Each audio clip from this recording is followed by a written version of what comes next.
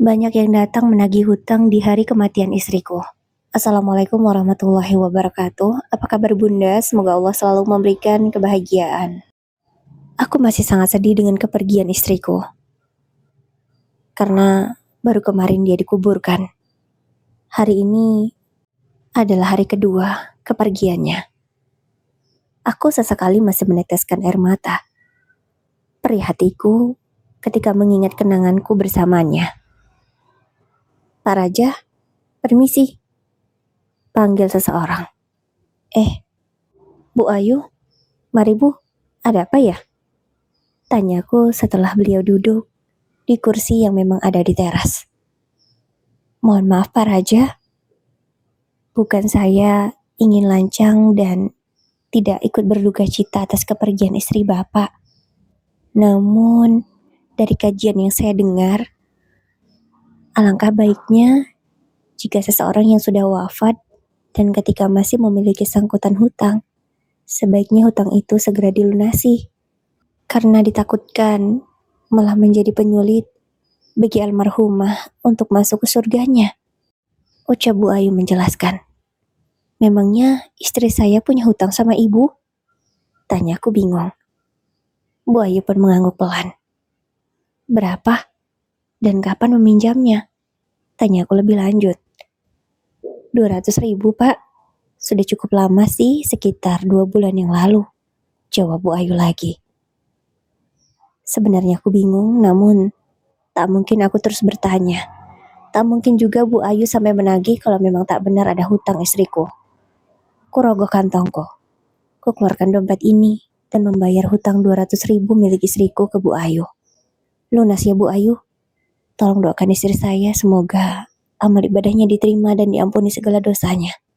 Kataku setelah memberikan uang itu. Amin. Terima kasih ya Pak, saya terima. Dan Bu Ayu pun melanjutkan dengan mendoakan Anita panjang lebar. Setelahnya, dia berpamitan. Setelah kepergian Bu Ayu, mungkin hanya berjarak 10 menit saja. Tiba-tiba, ada seorang ibu-ibu parubaya yang aku tahu beliau adalah pemilik warung yang tidak jauh dari rumah kami. Pak Raja, Assalamualaikum. Ucap beliau. Waalaikumsalam. Bu Darmi ya? Tanyaku. Iya Pak. Maaf Pak, punten. Saya kesini ingin menagih hutang almarhumah. Beliau masih memiliki sangkutan dengan saya 135.000. Kata Bu Darmi. Istri saya punya hutang sama ibu? Tanyaku. Iya Pak. Waktu itu Bu Anita meminta beras dan minyak goreng. Dan belum ada uang katanya. Jadi meminjam dulu ke saya. Maaf ya Pak. Saya menagihnya dadakan seperti ini. Karena saya takut jika hutangnya Bu Anita menjadi penghalang beliau. Kata Bu Darmi. Baik-baik. Aku pun segera mengeluarkan dompetku lagi. Dan segera membayarkan uang 150.000 ke Bu Darmi. Dan beliau mengembalikan 15.000 kepadaku. Lunas ya Pak, terima kasih. Kalau begitu saya permisi. Mudah-mudahan jalan Bu Anita dimudahkan. Kata Bu Darmi kemudian pergi. Aku pun hanya mengaminkan dan mengangguk. Belum jauh Bu Darmi melangkah. Bahkan dia sempat berpapasan dengan seorang wanita. Dan wanita itu berjalan ke arah rumah ini. Dalam benakku aku sudah mengira kalau dia akan menagih hutang juga. Maaf Pak Raja, ucap wanita parubaya itu. Tapi untuk kali ini aku tidak mengenalnya. Iya Bu, ada apa? Tanyaku. Maaf Pak Raja, saya kesini bukan bermaksud lancang dan tidak berbelasungkawa. Namun, Bu Anita punya sangkutan hutang dengan saya 50.000. Maaf Pak, uang segitu saya tagih karena memang saya hanya pedagang kecil. Bagi saya uang itu sudah sangat besar. Ucap wanita parubaya itu menjelaskan. Tanpa banyak bertanya, aku segera memberikan uang 50.000 kepadanya. Dia pun mengucapkan terima kasih dan membacakan doa untuk istriku. Kemudian pergi. Hati ini pun menjadi kesal dan malu. Bagaimana bisa? Aku yang seorang manajer ini memiliki istri yang banyak hutang. Padahal selama ini aku sudah memberikan uang belanja 1.500.000 untuknya. Uang belanja segitu untuk 1 bulan. dengan 3 orang anak. Masa sih uang itu tidak cukup? Karena aku kan tak pernah makan di rumah. Hanya dia dan anak-anak yang makan. Masa uang 1,5 juta tidak cukup? Dan malah punya hutang di mana-mana. Buat malu saja. Kataku kesal dalam hati. Aku yang masih murka langsung melihat ke arah rumahku. Rumahku berdiri kokoh dan mewah di sini. Tapi bisa-bisanya istriku memiliki hutang ratusan ribu dengan orang-orang yang ekonominya jauh di bawahku. Kenapa bisa sampai seperti ini? Kenapa Anita kamu membuatku malu? Kataku kesal. Namun, aku tak bisa melampiaskan dan bertanya langsung ke orangnya karena memang dia sudah meninggal. Istriku bernama Anita. Dia seorang wanita berumur 35 tahun. Aku menikah dengannya sudah 12 tahun. Anita meninggal karena sakit. Namun aku tak tahu sakit apa. Karena memang tiba-tiba. Dia hanya sakit selama 2 hari. Dan setelahnya, dia pergi untuk selamanya. Waktu itu, aku sedang ada dinas di luar kota. Aku tak tahu kalau dia sakit. Dan aku mendapat kabar setelah dia meninggal. Aku mendapat kabar itu dari Fitria, putri sulungku. Karena Anita meninggallah, aku pulang lebih awal dari jadwal yang seharusnya. Selama ini, Anita tak pernah mengeluh. Dia tak pernah bilang kalau sedang sakit. Bahkan dia sakit 2 hari juga tidak mengabariku. Entahlah, aku pun bingung. Seharusnya dia mengabariku biar aku tahu. Karena memang aku sedang tidak ada di rumah. Selama ini juga setauku dia baik-baik saja. Ketika aku pulang kerja, keadaannya baik. Menurutku tidak ada masalah.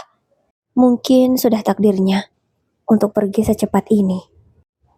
Aku memang orangnya cuek, tapi sebenarnya aku sangat menyayanginya. Fitria, dia pasti tahu tentang hutang-hutang ibunya. Fitria, Fitria, panggilku dengan sedikit berteriak. Karena mungkin dia sedang ada di belakang. Iya ya, jawabnya pelan namun mengagetkanku, karena tiba-tiba dia sudah ada di sampingku. Ayah mau tanya, kamu tahu kan kalau ibumu banyak hutang? Sebenarnya untuk apa sih ibumu punya hutang sebanyak itu dengan orang-orang? Tanyaku dengan nada sedikit tinggi. Ya untuk memenuhi kebutuhan rumah ya, jawabnya. Putriku itu menjawab seakan mau tak mau. Seolah dia enggan bicara denganku. Memenuhi kebutuhan rumah? Emangnya uang dari ayah kurang? Tanyaku emosi. Karena tak mungkin uang 1,5 juta untuk 1 bulan dengan 3 orang anak kurang. Seharusnya cukup. Andai ibu menerima sebesar itu, mungkin bisa sedikit mengurangi beban ibu. Tapi sayang, ibu hanya menerima 1/3 dari jumlah yang ayah sebutkan. Dan sisanya, tanyakan saja ke nenek. Jawabnya ketus, kemudian segera pergi dari hadapanku, padahal aku belum selesai bicara. Tunggu Fitria, teriakku. Namun, ia tak juga menghentikan langkahnya dan langsung masuk ke dalam kamar. Apa maksud ucapannya? Kenapa hanya menerima 1/3 dari 1,5 juta? Kalau 1/3 berarti 500 ribu? Dan sejutanya kemana? Gak mungkinlah diambil sama ibu. Ibu kan sudah kujatah uang sendiri. Jatah ibu malah lebih banyak daripada Anita. 4 juta sebulan untuk ibu. Pasti Fitria ingin memfitnah neneknya. Atau memang Anita yang mengajarkan buruk kepada Fitria. Anita, kamu sudah meninggal pun membuat masalah. Kenapa sih? Dari dulu kamu tak pernah berubah. Kataku semakin jengkel.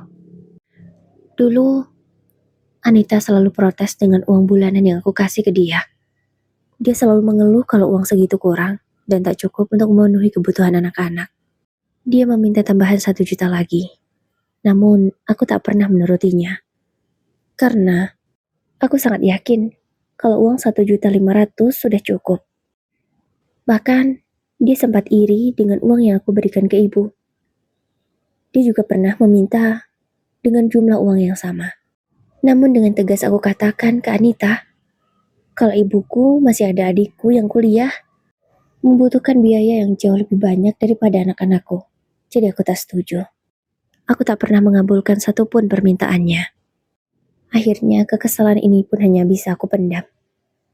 Karena tak mungkin aku melampiaskan ke seseorang yang sudah meninggal. Malam harinya, pengajian malam kedua untuk Anita dilaksanakan. Setelah selesai, semua tetangga pada pulang. Dan hanya tinggal beberapa orang yang ingin masih mengobrol. Pak Raja, maaf, kata seseorang sambil menepuk pundakku pelan. Pak Danang, ada apa Pak? Tanyaku sambil tersenyum ke arahnya. Maaf Pak Raja, saya ingin menagih hutang Ibu Anita. Beliau punya hutang 300.000 ke istri saya. Saya tahu hal itu, dan istri saya meminta untuk saya menagihnya. Karena istri saya takut jika lama-lama malah menjadi penghalang beliau, kata Pak Danang. Aku semakin terkejut, karena bukan hanya 3 orang tadi siang yang menagih hutang istriku. Bahkan malam ini pun masih ada. Oh, baik Pak. Tapi sebelumnya saya ingin tahu, waktu itu istri saya berhutang untuk apa ya? Tanyaku. Kalau kata Bu Anita waktu itu untuk membayar sekolah anak-anaknya, jawab Pak Danang. Membayar sekolah? Batinku bingung. Karena selama ini aku memang sudah memberi uang bulanan kan untuk dia. Kenapa bisa uang sekolah anak-anak sampai berhutang ke orang lain? Akhirnya aku rogoh lagi dompetku dan mengeluarkan uang 300.000. Terima kasih Pak Raja, kalau begitu saya pamit, ucap Pak Danang setelah menerima uangnya. Dan tak lupa beliau sudah mendoakan untuk istriku. Aku benar-benar malu. Uang 300.000 saja dia sampai berhutang ke orang lain. Padahal aku seorang manajer. Aku hanya bisa menggelengkan kepalaku dan memijit pelipisku yang terasa berdenyut. Mas Raja, panggil Sylvie adikku. Iya, ada apa? Tanyaku. Bilangin tuh Fitria, jangan main HP terus. Lagi ngapa-ngapain juga megang HP terus. Aku pusing liatnya. Dan kayak gak sopan kan? Ucap Sylvie mengadukan tingkah laku Fitria. Iya ya, nanti mas bilangin, jawabku. Aku segera mencari keberadaan Fitria. Ternyata putriku itu sedang mengalap meja. Dan benar kata Sylvie, dia sambil bermain ponsel. Fitria, panggilku karena sekali ku panggil tadi dia tidak menanggapi. Iya ya, jawabnya, sambil melihat ke arahku. Kamu kalau beraktivitas, jangan sambil main HP, gak bagus itu, gak sopan juga. Gak enak dilihat orang-orang, kataku menasehatinya. Tapi ya, kalau aku tidak bermain ponsel, aku tak bisa membalas pesan dari pelangganku. Kalau aku tak cepat membalas pesan mereka, mereka tak akan pesan makanan denganku ya. Jawabnya dengan nada yang sedikit tinggi. Sepertinya dia marah karena aku mengingatkannya. Maksudmu apa? Berjualan apa? Tanya aku, karena memang selama ini aku tak pernah tahu jika Fitria berjualan. Aku itu bantuin ibunya temanku mempromosikan dagangannya dan orang-orang yang order melalui aku baru mendapatkan uang. Makanya, meskipun aku sibuk, aku harus tetap menjawab pesan dari pelangganku agar mereka tak kabur. Jawabnya lagi dengan masih ketus. Untuk apa kamu seperti itu, nak? Memang berapa penghasilannya? Palingan juga uang receh. Kataku tidak senang. Aku semakin malu dengan kelakuan Fitria. Tidak kusangka, dia sama saja dengan ibunya, selalu membuatku malu. Kalau aku tidak jualan, siapa yang akan kasih uang jajan ke adik-adikku? Dan siapa yang akan membayar uang sekolahku? Katanya dengan suara tegas. Dan kini kulihat, matanya sudah berkaca-kaca. Apa maksudmu bicara seperti itu, nak? Selama ini ayah kan sudah memberikan uang untuk ibumu. Dan uang itu digunakan juga untuk uang sekolahmu, kataku. Bukannya menjawab pertanyaanku, Fitria malah tersenyum sinis. Dia malah diam 1000 bahasa dan terus melanjutkan pekerjaannya.